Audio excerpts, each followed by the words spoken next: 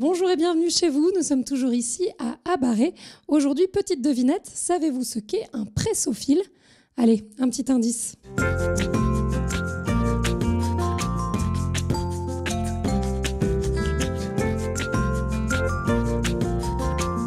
Bonjour Lionel Delanoë. Bonjour. Merci de nous accueillir dans votre musée. C'est le petit musée du repassage. Oui, je l'appelle petit parce que, effectivement, je suis un petit peu juste au point de vue place.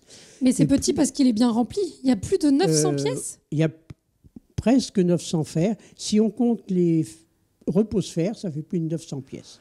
Expliquez-moi où a commencé votre collection. Alors, comment ça s'est passé? C'est à la base, c'est un peu un hasard. Ah oui, non, c'est pas un hasard. Disons que lorsque je me suis marié, je suis allé donc chez la grand-mère de mon épouse, la grand-mère maternelle. Mm-hmm.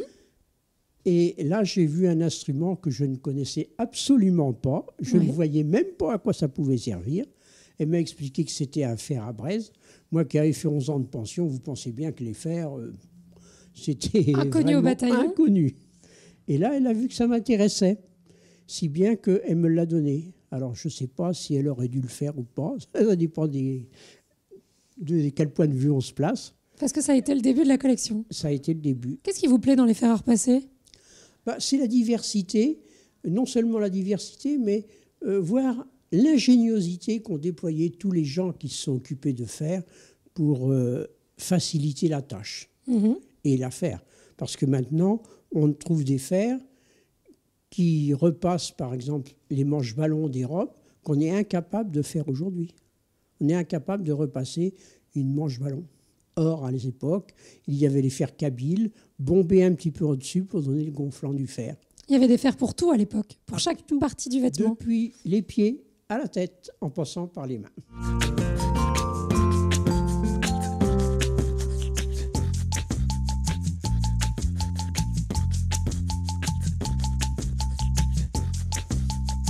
Alors, celui-là est le plus ancien, parce que la mode des cravates a changé. Vous voyez, celui-là est très large, et j'ai gardé ici la petite explication originale, parce que nous avons été obligés de refaire l'enveloppe, mais parce que avec le même papier. Vous vous occupez aussi des restaurations? Beaucoup, oui. J'aime bien que mes fers soient tout à fait présentables. Il y en a un autre que j'aime beaucoup, parce qu'il est un peu comme moi, c'est pour les étourdis. D'accord. Pourquoi c'est pour les étourdis? Pourquoi c'est les étourdis? Parce que, voyez, si je suis en train de repasser, tout d'un coup, ça sonne à la porte. Je vais foncer à la porte. Et il se relève tout seul. Mon fer se sera mis directement comme cela, si bien que je ne risque pas de brûler le linge.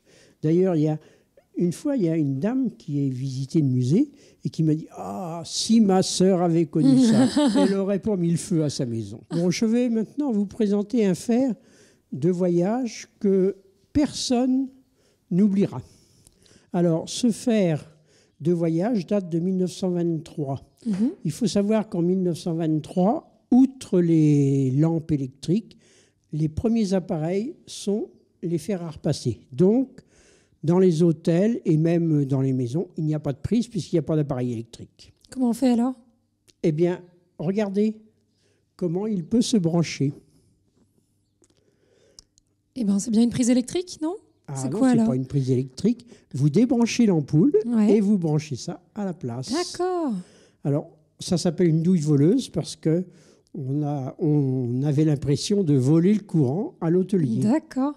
Alors, il a une autre curiosité, c'est que sa poignée, vous voyez, elle s'ouvre comme cela.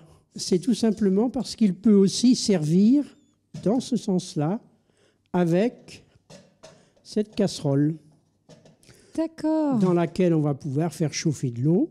Si vous voulez vous faire une petite infusion le soir, si monsieur veut se faire du savon à barbe, il faut quand même qu'il ait de l'eau tiède.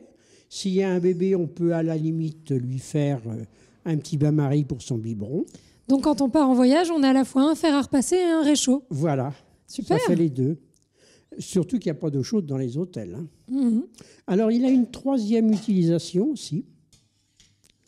Et ça tenait à la mode. Qu'est-ce que c'est que ça? Oui, qu'est-ce que c'est que ça? Alors évidemment, maintenant, c'est quelque chose que l'on n'utilise plus. Mais à l'époque, les dames adoraient se faire friser les cheveux. D'accord. Mais il fallait que le fer C'est un soit fer à chaud. boucler.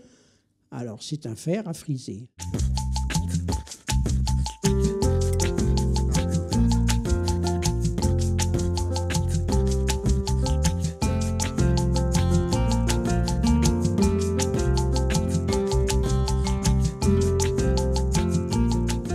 Et pour 2 roubles et 40 kopecks, on pouvait avoir ce fer russe, le fer baleine.